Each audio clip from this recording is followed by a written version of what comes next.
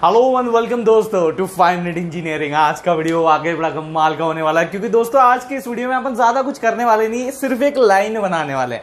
अब आपके दिमाग में सवाल पड़ा होगा कि यार एक लाइन बनाने के लिए इतना सारा तामझाम काहे को डरा रहे हो यार, ये तो ऐसी वाली बात हो गई जैसे कि चूहे के शिकार के लिए भैया 1000 शिकारी चले, एक लाइन ही तो बनानी है भाई। ओके, इसमें ये क्या करने की जरूरत है बेसिकली। तो ये जो सारा यहाँ पे मेंशन्ड है, अगर आप अभी यहाँ पे इनिशियली इससे डर रहे होंगे तो भैया जब मेरा ये पूरा एक्सप्लेन करके खत्म हो जाएगा आप खुद के ऊपर हंसोगे, बोलोगे भाई इस चीज से डर रहे थे अपन, इतनी चिंदी चीज से डर रहे थे, इतना आसान तो है भैया ये, इसमें डरने जैसा क्या है। क्वेश्चंस आते हैं एग्जाम्स में डीडीए के ऊपर, that is digital differential analyser के ऊपर, हैवी वेटेज के साथ 10-12 मार्क्स के साथ। तो अगर आपने ये समझ लिया किस तरीके से कार्यक्रम हो रहा है, अगर आपने जान लिया, इसकी सारी विधि अगर आपने समझ ली है, तो भैया आपके वो 10 और 12 मार्क्स जो क्वेश्चन आएगा वो कहीं नहीं जाने वाले, वो आपके हाथ में रहेंगे। बराबर उसी को अभी समझते हैं, आपके लिए मैं आसान करके बताने वाला हूं, सब कुछ बड़ी इजीली आपको एक्सप्लेन करने वाला हूं, आपका कम से कम समय लेने वाला हूं, अपनी तरफ से ज्यादा कंटेंट डिलीवर करने की कोशिश मेरी यहाँ पे वीडियोस में रहने वाली है।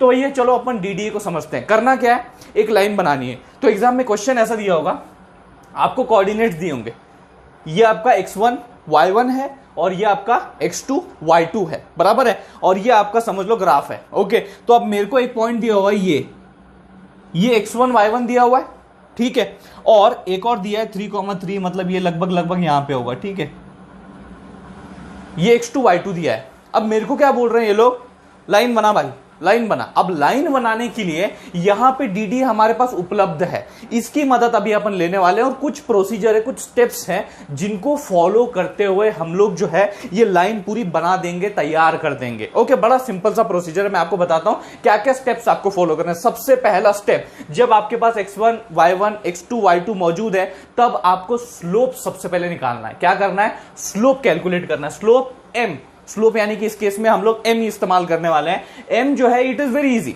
स्लोप निकालना है delta y by delta x।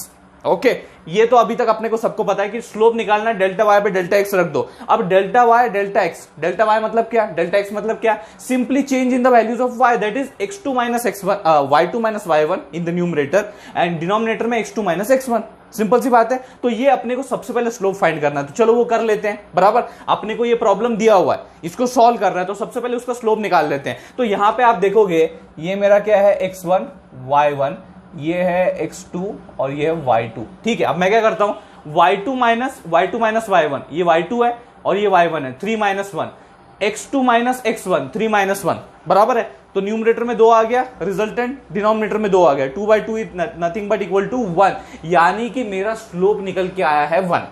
बराबर, सो अपने को स्लोप की वैल्यू तो मिल गई भाई साहब। अब थोड़ा आगे बढ़ते हैं, सेकंड स्टेप क्या है, सेकंड स्टेप है अपने को डेल्टा x और डेल्टा y की वैल्यूज जो है वो फाइंड करनी है। करेक्ट, अब किस तरीके से करोगे आप डेल्टा x और डेल्टा y की वैल्यूज, बड़ा सिंपल सा मामला है, कुछ नहीं है। आपको क्या करना है, ये जो फॉर्मूला ये वाला m equal to delta y by delta x, इसी को घुमाते जाना है, बस इसको घुमाते जाना है, और जिसमें इंटरेस्टेड हो, जो वैल्यू फाइंड करनी है उसको इक्वल टू के लेफ्ट हैंड साइड में रखते जाना और कैलकुलेशन परफॉर्म करते जाना। बड़ा आसान है, जैसे कि आप देख सकते हो यहां पे डेल्टा x अगर आपको फाइंड करना है, ओके, तो it is nothing but you can say delta y by m, बराबर है। इसको थोड़ा घुमा दो, इस फॉर्मूले को थोड़ा घुमा दो, डेल्टा x क्या हो जाएगा, डेल्टा y बाय m, बराबर है।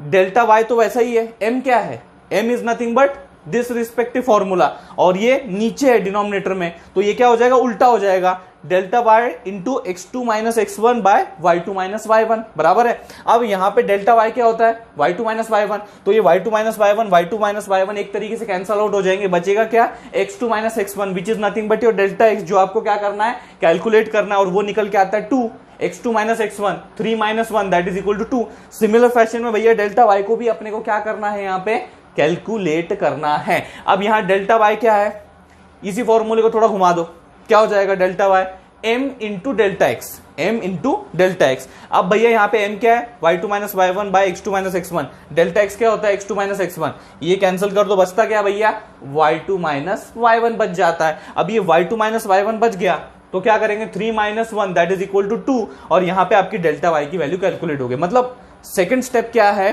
डेल्टा x और डेल्टा y की वैल्यू कैलकुलेट करना। अब आपके दिमाग में ये सवाल होगा, भैया क्यों करना, क्या जरूरत है। ओके, जरूरत इसलिए है क्योंकि इनकी जब वैल्यूज हम लोग निकालेंगे कैलकुलेट करके, तो इनके वैल्यूज को कंपेयर भी तो करना है।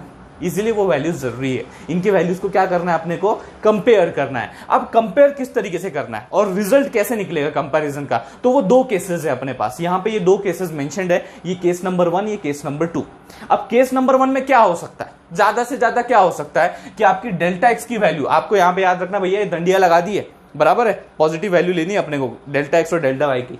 तो यहां पे जो डेल्टा एक्स है उसकी वैल्यू हो सकती है कि वो ग्रेटर देन हो या फिर इक्वल टू भी हो सकती है ऑफ दैट डेल्टा वाई, बराबर है। और अपनी केस में अगर आप देखोगे तो डेल्टा वाई और डेल्टा एक्स दोनों की वैल्यू जो है वो सेम है। ये किस हालात में होता है, ये किस हालात में होता है, जब आपका स्लोप जो है m वो 1 होता है, जो कि अपनी केस में है यहां पे, बराबर है। तो दोनों की वैल्यू सेम हो सकती है, तो अपने लिए तो ये केस लागू होती है। But let's look at both the cases, उनकी डिटेल्स को समझते हैं, ठीक है। अब यहां पे delta x can be greater than equal to delta y, ये एक केस हो सकती है। अगर ऐसा हुआ तब क्या करना है भाई, तब what we have to do, what process, what next steps we have to follow is simply, सबसे पहले तो भैया डेल्टा एक्स को 1 असाइन कर दो, डेल्टा एक्स को 1 वैल्यू असाइन कर दो। ये सबसे पहला काम करना है अगर ये कंडीशन ट्रू होती तो, ठीक है। उसके बाद क्या करना है, उसके बाद अपने को क्या करना है, एक्स आई प्लस 1 वाई आई प्लस 1 कैलकुलेट करना। अब आप बोलोगे ये क्या माम रहा है, ये है क्या भैया, व्हाट इट इज। सो मैं यहां पे आपको बताता हूं कि जो अपने करंट कोऑर्डिनेट्स होते हैं, करंट कोऑर्डिनेट्स मतलब यहां पे एक्स आई वाई आई, ये मेरा क्या है करंट, जहां पे मैं खड़ा हूं, ये मेरा करंट पोजीशन है, करंट लोकेशन है, करंट कोऑर्डिनेट है, यहां मैं खड़ा हूं। मुझे क्या करना है, एक स्टेप आगे बढ़ना है। क्या करना है, एक स्टेप आगे बढ़ना है, मतलब अगला कदम मुझे रखना है, ओके। तो उसके लिए जो मैं अगला कदम रखूंगा from this particular point two the next point, उसे अपन बोल सकते हैं एक्स आई प्लस 1 वाई आई प्लस 1, बराबर है, समझ में आ गया। तो ये वही अगला कदम है, क्योंकि अब अपन है इनिशियली 1 1 पे, मतलब यहां पे 1,1 पे है। अब मैं अपना अगला कदम कौन सा रखूं, कहां पे रखूं, उसके लिए अपने को एक्स आई प्लस 1 और वाई आई प्लस 1 की मदद लगने वाली, बिकॉज अपना जो अभी इनिशियली 1,1 है वो एक्स आई और वाई आई है, और अगला कौन सा होगा वो एक्स आई प्लस 1 और वाई आई प्लस 1 अपने को बताएंगे। और वो कैसे बताएंगे, वो इन फॉर्मूलेज की मदद से अपने को एक्सप्लेन करेंगे, अपने को बताएंगे। बड़ा सिंपल सा मामला है, ठीक है। तो यहां पे अगर आप देखोगे क्या करना है, जो अपनी वैल्यू है एक्स आई, उसमें कुछ तो चेंजेस थोड़ा बहुत ऐड करना है ताकि अपन आगे बढ़ सके, अगला स्टेप रख सके, तो वो डेल्टा एक्स ऐड कर देना है। अब यहां पे अपने पास एक अच्छा पॉजिटिव पॉइंट ये है कि इस स्टेप से पहले ही अपन ने डेल्टा एक्स को 1 असाइन कर दिया था, तो अपने को अभी यहां पे करना क्या है, सिर्फ डेल्टा एक्स की जगह पे 1 रख देना है। डेल्टा एक्स की जगह पे क्या कर देना है, 1 रख देना है। तो वो क्या हो जाएगा, एक्स आई प्लस 1। मतलब अगर अगला स्टेप कैलकुलेट करना रहा तो अपने को सिर्फ उसमें +1 कर देना है एग्जिस्टिंग वैल्यू ऑफ एक्स में।